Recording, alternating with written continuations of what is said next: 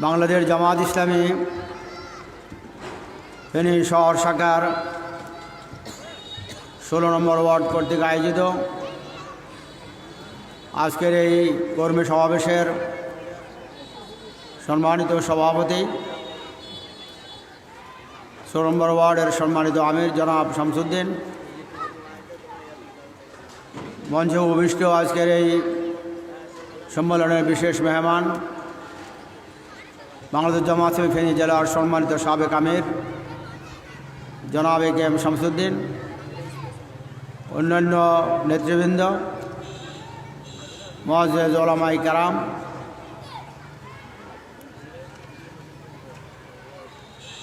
এই ওয়ার্ডের সম্মানিত অধিবাসী বৃন্দ, দিনী ভাই সব, আসসালামু আলাইকুম ওয়া রাহমাতুল্লাহি ওয়া বারাকাতুহু। আমরা মহান মালিকের দরবারে সিজদাবনত হয়ে লাখো কোটি শুকরিয়া আদায় করছি এই জন্য, যিনি আমাদেরকে দীর্ঘ 17 বছর পর এক নিকৃষ্ট এবং ঘৃণ্যতম স্বৈরাচারের কবল থেকে মুক্ত হয়ে 56,000 বর্গমাইলের একটা বিশাল কারাগার থেকে মুক্ত হয়ে আজকে খোলা আকাশের নিচে খোলা মনে নির্ভয়ে নিশ্চিন্তে দ্বীনের কথাগুলোকে বলার জন্য, শোনার জন্য, বসার জন্য যে আমরা সুযোগ পেলাম, আমরা সবাই সেই মহান মালিকের শুকরিয়া আদায় করি। সবাই বলুন আলহামদুলিল্লাহ। আমরা আগে 5 জন একত্র হলে নাশকতামূলক কাজে লিপ্ত হচ্ছে বলে নিয়ে যেত, এখন তো সেই সময় নেই। আছে যারা নিয়ে গেছে তারা কি আছে? কোথায় গেছে? কোথায় গেছে? এইটা বলতে ভয় পাচ্ছে না, ওই বলতেছে না। কোথায় গেছে? পালাইছে। কি করছে? পালাইছে। ওকে পালাতে কি আমরা বলছিলাম? তো পালাইছে কেন? শুধু সে পালায় নাই, তার সারা চামুন্ডারাও পালাইছে, এমনকি বাইতুল মোকাররমের খতিবও পালাইছে। ওই বেটা কি দোষ? বাইতুল খতিব ও পালাইছে কেন? ও তো পালানোর দরকার ছিল না। তাদের অপরাধ এত বেশি, অন্যায় এত বেশি করেছে, তাদের অপরাধ বোধ তাদেরকে আর এখানে থাকতে সাহস জোগায়নি, তারা পালিয়ে গেছে। আমাদের উপরে জেল জুলুম হয়েছে না? না হয় নাই? আমাদের জাতীয় নেতৃবৃন্দকে ফাঁসি দেওয়া হয় নাই? আমাদের নেতৃবৃন্দের বাড়িঘর বুলডোজার দিয়ে মাটির সাথে মিশিয়ে দেওয়া হয় নাই? আমাদের ভাইদের মাছের ঘেরগুলো ধ্বংস করে দেওয়া হয় না? যেহেতু বাংলাদেশ এটা আমার মাতৃভূমি, এটা আমাদের জন্মভূমি, আমাদের মাতৃভূমি, এদেশে আমরা আল্লাহ তাআলার কাছে দরখাস্ত করে এদেশে জন্মগ্রহণ করে নেই। আল্লাহকে আপনাকে বলছেন যে আল্লাহ তুমি আমাকে বাংলাদেশে পাঠাও, দরখাস্ত করছেন? এই দেশটা আমার জন্য ভালো হবে, কল্যাণকর হবে মনে করেই আল্লাহ তাআলা আমাকে বাংলাদেশের জমিনে পাঠাইছেন।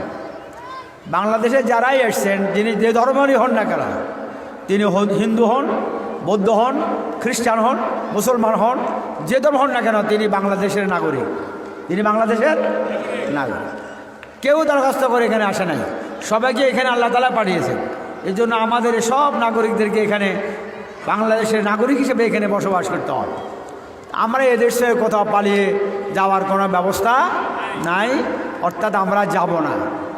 আমরা যদি আমরা বাঁচবো এখানে, মরবও এখানে, আমাদের জীবনের শেষ রক্তবিন্দু ঝরবো এখানে, আমাদের কবরটাও হবে এই জমিনেই, আমার দাফন হবে এই জমিনেই। আমরা এই জমিন ছেড়ে কোথাও যাব না। এই জন্য এই জমিনের প্রতি ইঞ্চি ভূমি রক্ষা করা হচ্ছে আমাদের পবিত্র দায়িত্ব, পবিত্র আমানত। এটা আমি আগের জন্য বলছি, আমাদের ফেনীবাসীর জন্য এটা বেশি প্রয়োজন। ফেনী থেকে ফেনীকে নিয়ে বিশাল আকারের চক্রান্ত ষড়যন্ত্র হচ্ছে। আমাদের পার্শ্ববর্তী প্রতিবেশী দেশ, এরা আমাদের ভালো বন্ধু নয়। এরা কি ভালো প্রতিবেশী? আমরা কারোর সাথে শত্রুতাতে জড়াতে চাই না, আমরা কাউকে শত্রু মনে করি না। আমরা চাই সবার সাথে ভালো প্রতিবেশী হিসেবে বসবাস করার জন্য। কিন্তু আমাদের কোনো প্রভু নেই, আমরা কারো দাসত্ব মানি না, আমরা কারো দাদাগিরি মানি না, আমরা কারো দাদাগিরি পছন্দ করি না। আমরা স্বাধীন সার্বভৌম দেশের নাগরিক, স্বাধীন নাগরিক এখানে বসবাস করতে চাই। আমরা এখানে আমাদের জীবনের শেষ লক্ষ্যবন্ধু হলো আমরা আমাদের দেশ মাতৃকাকে প্রতি ইঞ্চি ভূমিকে আমরা রক্ষা করবো ইনশাআল্লাহ। কি আপনারা রাজি আছেন? ফেনীবাসী রাজি আছেন? কারা রাজি আছেন? চাই বাংলাদেশ, বাংলাদেশ, বাংলাদেশ, বাংলাদেশ, বাংলাদেশ, বাংলাদেশ। আমার দেশে আমরা রক্ষা পারলাম, আমরা লাঠি দিয়ে লড়বো। আমাদের এরকম প্রমাণ আছে, এই এলাকার লাঠি দিয়ে ওদেরকে দাঁড়াইছে, এটা আমরা জানি। আমরা ছোটো বাচ্চারা অনেক কথা বলতে পারবেন না। 1965 সালে এই এলাকা থেকে হাজার লাঠি নিয়ে ওদেরকে দৌড়াইছে, পালাতে বাধ্য হয়েছে। আমরা ভারতকে সতর্ক করে দিচ্ছি, আপনারা আগুন নিয়ে খেলা করবেন না, আমাদের দেশটাকে কোনো ষড়যন্ত্র করবেন না, প্রতিবেশী হিসাবে থাকুন। আমরা প্রতিবেশী হিসাবে আসি, ভালো সম্পর্ক থাকবে আপনাদের সাথে। আমরা যদি ভালো না থাকি আপনারাও ভালো থাকবেন না, আমরা ভালো থাকলে আপনারাও ভালো থাকবেন। এই কথা বোঝা গেছে কিনা? 104 গেল। এখন আপনারা বাংলাদেশিরা তো আবেগপ্রবণ, তাড়াতাড়ি কথা বলে যান।